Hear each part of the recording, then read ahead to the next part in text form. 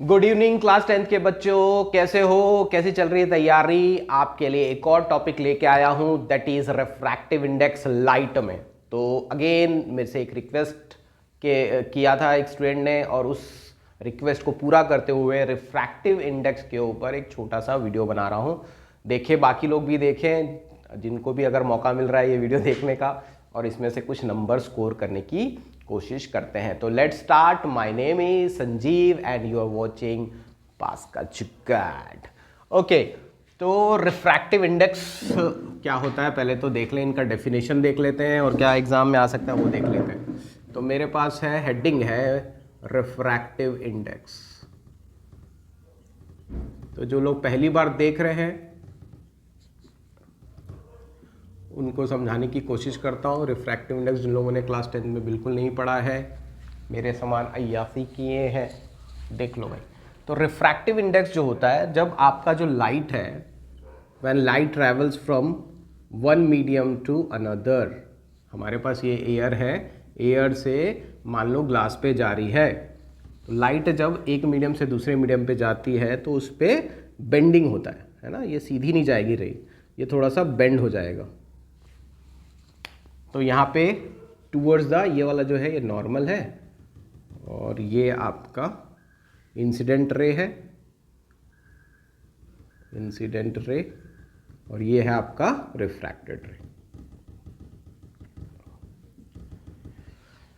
तो incident ray आया और थोड़ा सा बेंड हो गया। ये बेंडिंग क्यों होती है? बेंडिंग होती है यहाँ की डेंसिटी चेंज होने से। तो एयर की जो डेंसिटी है वो as compare to density of, air की जो डेंसिटी है वो less than density of glass है।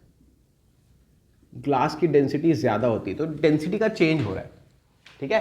तो डेंसिटी के चेंज की वजह से बेंडिंग होती है। अब डेंसिटी के चेंज की वजह से होता क्या है? डेंसिटी के चेंज की वजह से होता है आपका स्पीड ऑफ लाइट चेंज हो जाती है। स्पीड ऑफ लाइट जो होती है हर मीडियम में अलग अलग होती है। एयर में लाइट की स्पीड अलग होगी, ग्लास में अलग होगी, वाटर में अलग होगी, है ना, केरोसिन में अलग होगी। तो लाइट की स्पीड चेंज होती है and that depends on the density, ठीक है। कैसे डिपेंड करता है ये भी समझ लेते हैं। स्पीड जो होता है that is inversely proportional to density. अगर डेंसिटी कम रहेगी तो स्पीड ज़्यादा रहेगा, इनवर्सली प्रोपोर्शनल।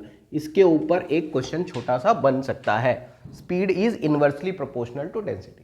कैसे बनेगा क्वेश्चन? हमारे पास ए बी सी डी दे देगा और इनकी डेंसिटी दे देगा सबकी, पूछेगा किस में ज़्यादा स्पीड है। एक नंबर के क्वेश्चन में ऑब्जेक्टिव आजकल आ रहा है ना समझ में? तो जिसकी डेंसिटी कम रहेगी उसमें स्पीड ज़्यादा रहेगी, इनवर्सली रिलेशनशिप है। यहाँ तक ठीक है ना, समझ में आ गया? ओके, तो स्पीड चेंज के वजह से आपकी ये जो बेंडिंग होता है, ठीक है, हो गया। हम रिफ्रैक्टिव इंडेक्स समझना चाह रहे थे। तो हमारे पास एक और प्रॉपर्टी होती है जो डेंसिटी के ऊपर डिपेंड करती है। तो डेंसिटी के ऊपर स्पीड डिपेंड कर रहा है, कैसा? Inversely proportional. एक और प्रॉपर्टी है जिसको हम बोलते हैं refractive index, R I, short form में मैं लिख रहा हूं R I. R I is directly proportional to density होती है। क्या बोल रहा है सर? जो आर आई है वो डेंसिटी के डायरेक्टली प्रोपोर्शनल होता है। तो जितना ज्यादा डेंसिटी होगा रिफ्रैक्टिव इंडेक्स उतना ज्यादा होगा। समझ में आ रहा है? तो ग्लास और एयर में रिफ्रैक्टिव इंडेक्स किसका ज्यादा होगा? ग्लास का रिफ्रैक्टिव इंडेक्स ज्यादा होगा।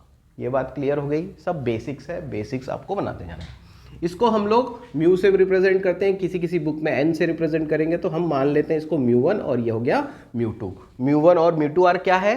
रिफ्रैक्टिव इंडेक्सेस है, इंडाइसेस अगर प्लूरल में बात करें तो ये म्यू वन म्यू टू क्या है? रिफ्रैक्टिव इंडाइसेस है एयर और ग्लास के, ठीक है। अच्छा, ये बताता क्या है भाई? एक चीज तो समझ में आ गया, रिफ्रैक्टिव इंडेक्स के ऊपर प्रोपोर्शनल है डायरेक्ट। ये सब एक एक नंबर के लिए ना, एग्जाम में आ जाएगा, टिक मार्क करना।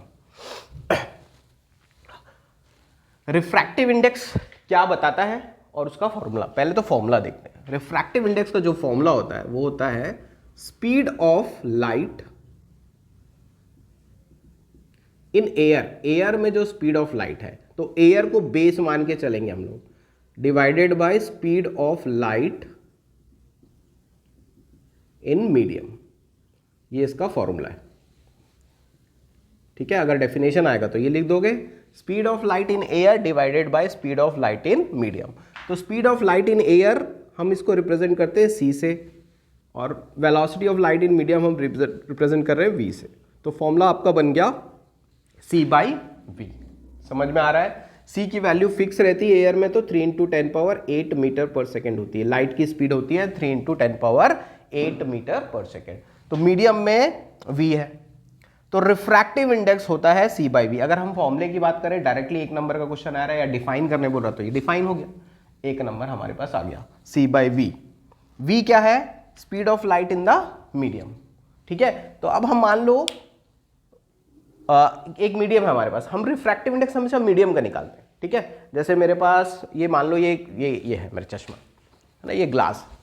तो ग्लास में जब ये लाइट जाएगा तो यहाँ पे इस ग्लास में जो लाइट की स्पीड होगी वो क्या होगी? डिक्रीज हो जाएगी, क्योंकि लाइट की स्पीड मैक्सिमम कहाँ रहेगी? एयर में। उसके बाद हर जगह डिक्रीज होती है।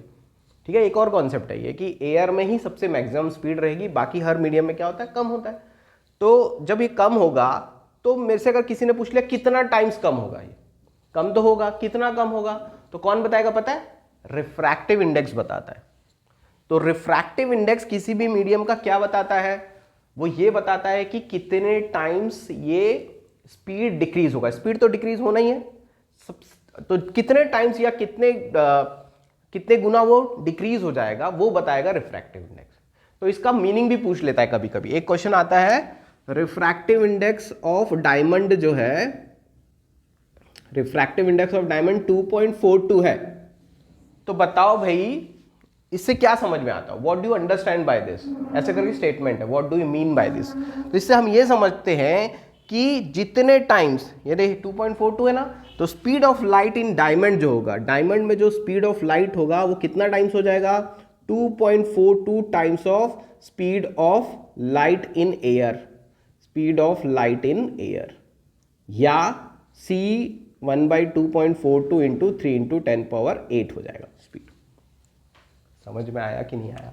तो स्पीड ऑफ लाइट हमेशा हर मीडियम में डिक्रीज होती है, लाइट में सबसे, एयर में सबसे ज्यादा होती है। तो अगर किसी मीडियम में कितने टाइम्स डिक्रीज हो रही है, अगर कोई चीज बतानी है, किसी ने पूछा, तो आप उससे क्या पूछोगे? सर मेरे को रिफ्रैक्टिव इंडेक्स बताओ, तो मैं बता दूंगा। समझ में आ रहा है? किसी का रिफ्रैक्टिव इंडेक्स 2 है, तो इससे क्या समझ में आएगा आपको कि इस मीडियम में, जो भी मीडियम का रिफ्रैक्टिव इंडेक्स 2 है, वहां पे वेलोसिटी ऑफ साउंड कितना हो जाएगा? c/2, आधा हो जाएगा। जितना रिफ्रैक्टिव इंडेक्स है c से डिवाइड करें। What is c? c is 3 × 10⁸। Got it? ये एक क्वेश्चन बन सकता है, ये क्वेश्चन बन गया, ये डेफिनेशन हो गया। एक क्वेश्चन बन सकता है कि भाई इससे क्या समझते हो? तो हम ये समझते हैं कि it tells about how many times या by what amount the speed of light will decrease in that medium। इसे यही समझ में आता है। लिख लोगे ना अपनी मर्जी से? हाँ ठीक है, लिख लेना भाई, एग्जाम का टाइम है तो अपनी मर्जी से लिख लेना इसको। क्लियर है ये? ओके, ये चीज समझ में आ गई है। दूसरा, ये जो इसका यूनिट होगा, इसका जो SI यूनिट होगा, यूनिट कुछ होगा ही नहीं, क्योंकि दोनों लाइट है तो कैंसल आउट हो जाएंगे। ये भी मीटर पर सेकंड है, ये भी मीटर पर सेकंड है, तो ये नो यूनिट है, इसका यूनिट कुछ भी नहीं होता है।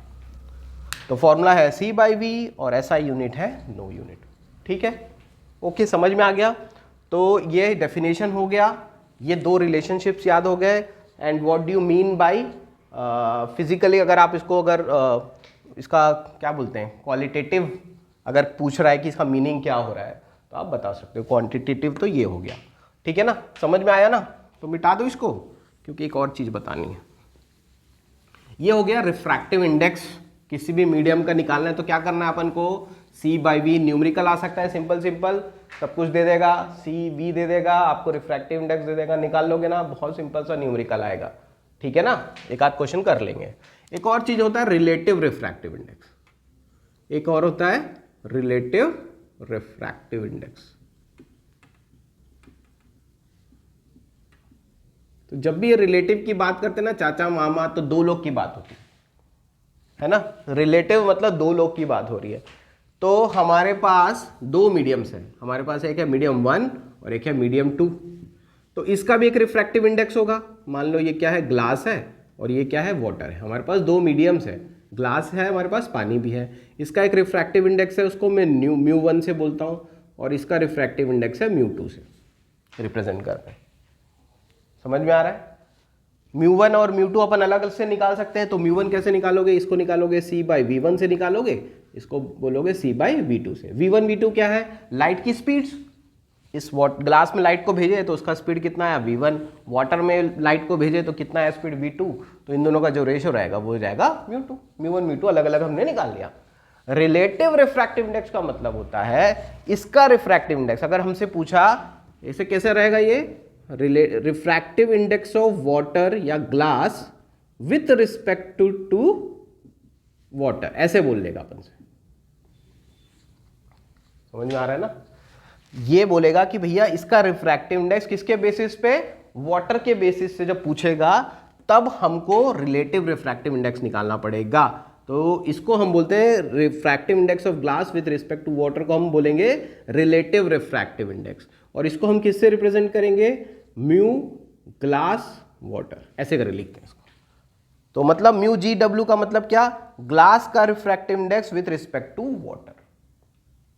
ठीक है, तो इसका जो फॉर्मूला होता है ये तो सिंपल हो जाता है mu G by mu W. जिसका भी रिफ्रैक्टिव इंडेक्स निकालना है विथ रिस्पेक्ट टू दूसरा, उसको ऊपर ले लेना है डिवाइडेड बाय दूसरा मीडियम का रिफ्रैक्टिव इंडेक्स।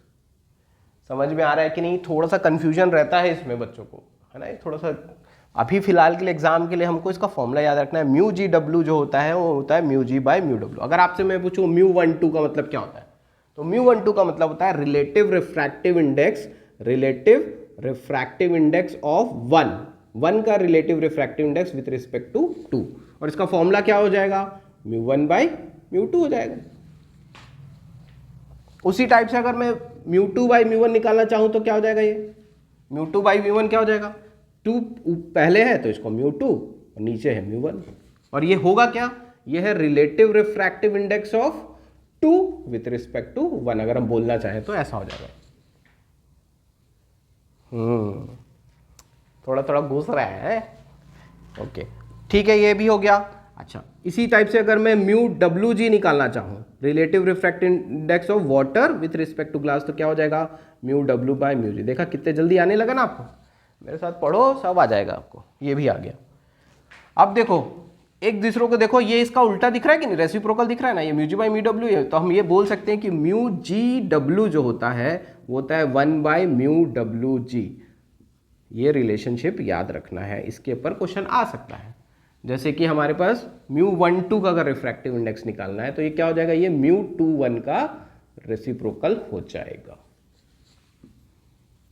ये जितनी चीजें मैं डब्बा डब्बा बनाता हूं ना उसको नोट किया करो, है ना? इस टॉपिक से न्यूमेरिकल टाइप का आ सकता है, डेफिनेशन शायद ही पूछेगा। ठीक है भाई, ये बात समझ में आ गई? यही है सब कुछ, और इसमें से ज्यादा क्वेश्चन कुछ बनने वाला नहीं है। ठीक है, तो ये है रिलेटिव रिफ्रैक्टिव इंडेक्स की कहानी। ये दोनों चीजें याद रखना, और इसके ऊपर एक आध क्वेश्चन मैं देख के अभी आपको बताता हूं। ठीक है जी, समझ आया क्या? ओके, अभी भी 2-3 दिन बचा है। अगर कुछ समझ नहीं आएगा तो मेरे को फोन कर लो, मैसेज कर लो, ठीक है ना? मैसेज कर लो, फिर करवाता हूँ। मेरे पास कुछ क्वेश्चंस है तो मैं इसमें से देख के आपको बताता हूँ।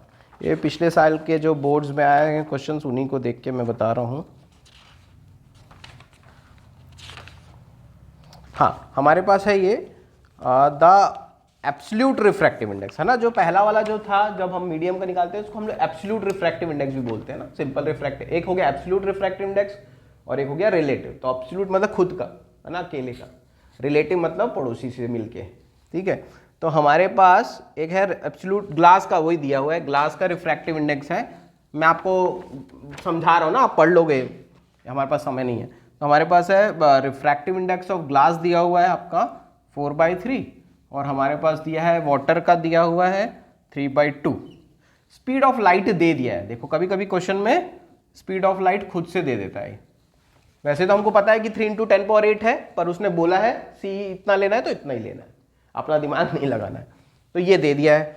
पूछ क्या रहा है आपसे बताता हूँ। Calculate the speed of light in water.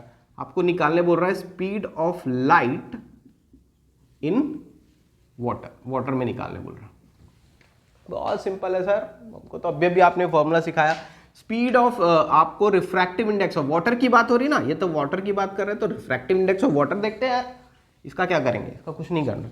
तो रिफ्रैक्टिव इंडेक्स ऑफ वाटर जो होगा वो क्या होता है, अभी भी फॉर्मूला देखिए तो C/V होता है कि नहीं, सर क्लिक नहीं किया, याद करो जल्दी से, C/V, V यहाँ पे कौन सा, वाटर पे जो स्पीड है, ठीक है, ये हमको दिया है कितना, ये 3/2, C कितना दिया हुआ है, T 2 × 10⁸ और VW, तो ये इधर जाएगा, ये इधर जाएगा, तो VW कितना हो जाएगा 4/3 × 10⁸ मीटर पर सेकेंड। चाहिए तो पॉइंट में इसको कन्वर्ट कर लेना है, एकदम सिंपल सा क्वेश्चन है, सब कुछ दिया हुआ है इसमें, एकदम सिंपल क्वेश्चन ही बनेंगे, इसमें कुछ कॉम्प्लिकेट नहीं आएगा एग्जाम में, ठीक है कि नहीं।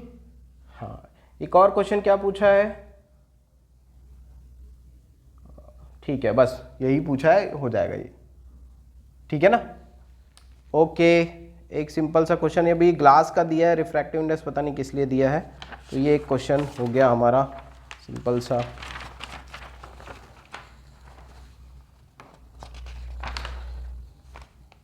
अगेन वही है, speed of light in water, speed of light in water, यही 2 बार आ गया है ना, वही क्वेश्चन रिपीट हो जाते हैं।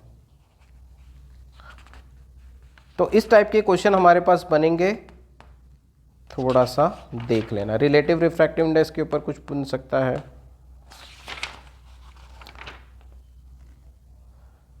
ठीक है, तो यही है कहानी। अगर आपसे ऐसा पूछा जा सकता है कि भाई रिफ्रैक्टिव इंडेक्स ऑफ वाटर और ग्लास दे दिया है, क्या वाटर का refractive index with respect to glass दे दिया है, सपोज करो 1.5 है, तो पूछेगा refractive index of glass with respect to water, तो क्या हो जाएगा 1/1.5। सिंपल है, यही है, तो बहुत सिंपल सा टॉपिक है। अगर इसमें से और कुछ रहेगा तो मैं आपको देख के बता दूंगा, अगर आपको कुछ डाउट्स हैं तो you can call me, message me, okay. तो बाकी और नए कुछ टॉपिक्स देखता हूँ, कुछ बना लूँ तो आपको फिर पढ़ाते हैं कुछ, ठीक है। Till then, bye bye.